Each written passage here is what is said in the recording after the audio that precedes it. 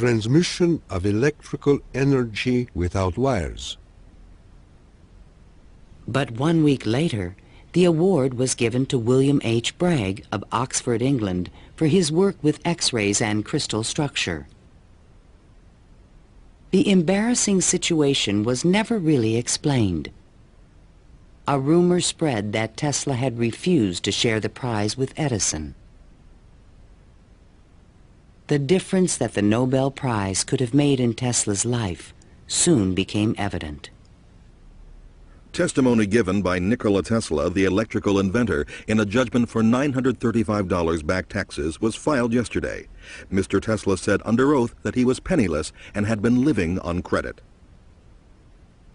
In an attempt to give him long overdue recognition, the American Institute of Electrical Engineers decided to award Tesla their prestigious Edison Medal. But on the night of the presentation, the guest of honor was missing. And Edison was conveniently away on business. They found Tesla across the street by the New York Public Library, feeding the pigeons.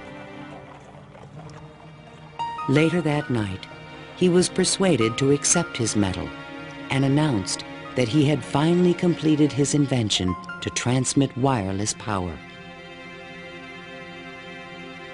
The energy goes to a distant place, and you will see something like the aurora borealis. To conclude, we are coming to great results. The audience thought Tesla was losing touch with reality.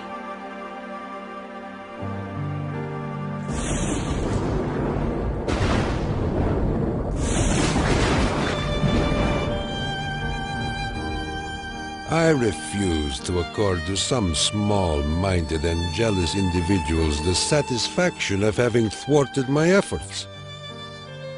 These men are nothing more to me than microbes of a nasty disease.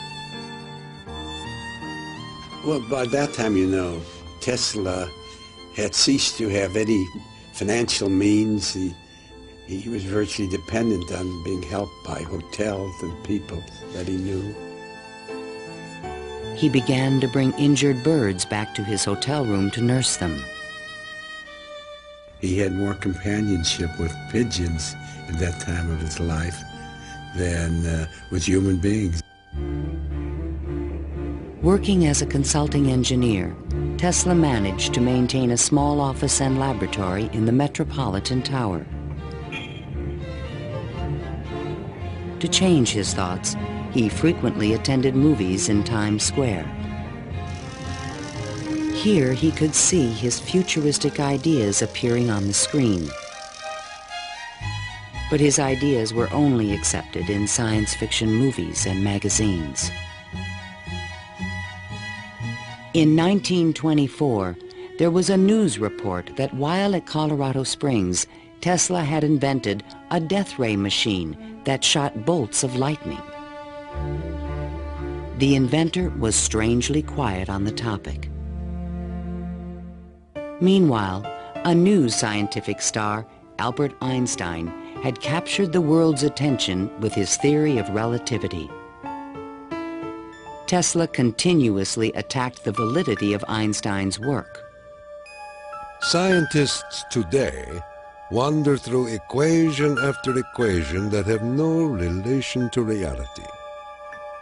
If we were to release the energy of atoms, instead of a blessing, it might bring disaster to mankind. But no one took him seriously. I think that every generation of scientists feels that the new ideas that come along that replace their own ideas represent a loss rather than a gain. Tesla believed that Einstein was taking us intellectually in the wrong direction. Rejected by traditional science, Tesla's interests again turned to the esoteric. His intellect seemed to embrace a lot of different areas quite easily. What he lacked were the social skills. And that's that's an enormous shame because it interfered with his ability to use that genius, to be practical.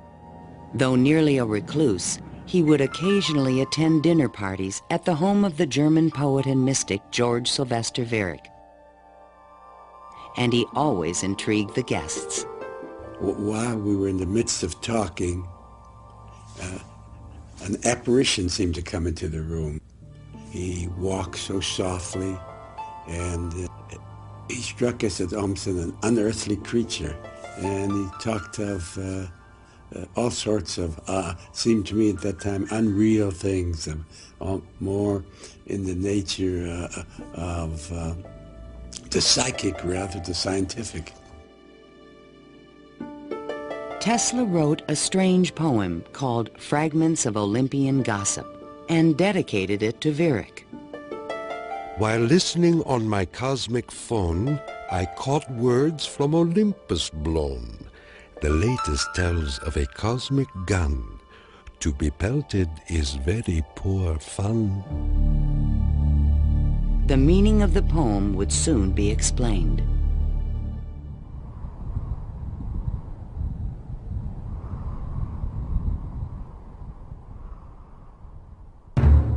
I inherited from my father an ineradicable hatred of war.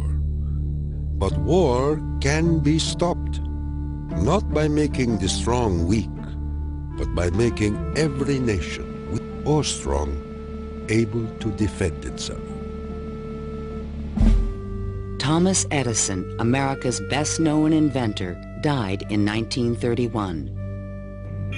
That same year, Tesla came back to life. His friends threw him a 75th birthday celebration. Time magazine put his picture on the cover. Letters of admiration poured in from scientists around the world, including a generous Albert Einstein. I congratulate you for your great success on your lifetime task. Basking in the attention, Tesla announced at a press conference that he had discovered a completely new source of power. The idea, when it first burst upon me, was a tremendous shock. And let me say that it has nothing to do with releasing so-called atomic energy. I think that a lot of the proposals that he made in his later life were so esoteric as to be impractical in that time and even in the current time. When the Nazis rose to power in Germany, Tesla decided that the time was right to reveal his new source of power, a man-made form of lightning called teleforce that could shoot an airplane from the sky. Nikola Tesla, electrical wizard and radio pioneer, announced that he was working on a machine to create a powerful electrical death beam which could wipe out armies in a flash and destroy huge fleets of ships or planes. The concept of using lightning bolts as a weapon certainly is millennia old. It goes back at least to the ancient Greeks. Think of Zeus throwing lightning bolts. The main contribution that Tesla had was to come up with a true scientific, rational, at least concept of coming up with controlling these lightning bolts and projecting them over long distances. Tesla had experimented with this idea while at Colorado Springs. Now he intended to build it on a large scale. His plan was to charge small particles of tungsten or mercury, then accelerate them with lightning force through a special gun with one end open to the atmosphere. Tesla's death beam stirred the public's imagination when it was featured in a Superman cartoon, the electro-euthanasia ray. But the idea was more than science fiction. Tesla tried to sell this concept to various governments, England, the Soviet Union, and the United States, all Allied powers, and against Germany. He offered his system to England for $30 million, and they entered negotiations. When Tesla demanded payment before sending the final plans, the deal fell through. The British attempted to build their own death beam, but the project was soon abandoned. As the Nazis surrounded Yugoslavia, Tesla attempted to sell a beam weapon system to his former country. There should be needed 9 stations, 4 for Serbia, 3 for Croatia, and 2 for Slovenia, and it will protect our dearest homeland. At this point, even Tesla's countrymen thought he was just a crazy old man. One day in 1937, Tesla started out from his hotel room to feed his pigeons. Suddenly, a few blocks from the hotel, he was hit by a taxi and thrown to the ground. 3 of his ribs were broken. He was 81 years old.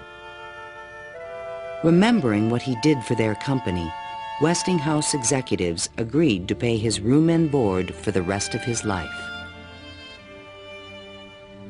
The inventor also received a small stipend from the Yugoslav government. During the Christmas season of 1942, Tesla's death was imminent. Again, he attempted to interest the United States in his beam weapon concept. At the recommendation of 2 government engineers, a meeting of high-level officials was scheduled at the White House for January 8, 1943, to consider his plans. But the meeting never took place. Nikola Tesla, inventor of the Tesla coil, the induction motor, and hundreds of other electrical devices, died last night in his suite at the Hotel New Yorker. On last Thursday night, here in our city of New York, a man who was 87 years of age died in his humble hotel room. On January 10, 1943, Mayor Fiorello LaGuardia of New York paid tribute to Tesla on the radio. He died in poverty, but he was one of the most useful and successful men who ever lived. Were we to eliminate from our industrial world the result of Tesla's work, the wheels of industry would cease to turn, and our electric trains and cars would stop. Our towns would be dark, our mills and factories dead and idle. But Tesla is not dead. The important part of Tesla lives in his achievement, which is great, an integral part of our civilization, of our daily lives, of our current war effort. Ironically, only 5 months after Tesla's death, the United States Supreme Court declared elements of the Marconi patent invalid. The decision confirmed Nikola Tesla's patent priority for the fundamental technology of radio.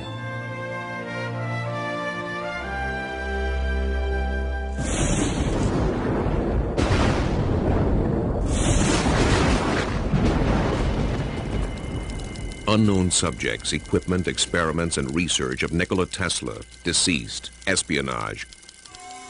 Following Tesla's death, fears rapidly increased that he might have invented a powerful new weapon. FBI Special Agent in Charge, P.E. Foxworth, was called in to investigate. He had been informed that Tesla's papers were not secure. Tesla is reported to have completed and perfected his experiments in the radio transmission of electrical power, commonly referred to as the death ray. A distant relative of Tesla, named Sava Kasanovich, is taking steps to get possession of these important documents.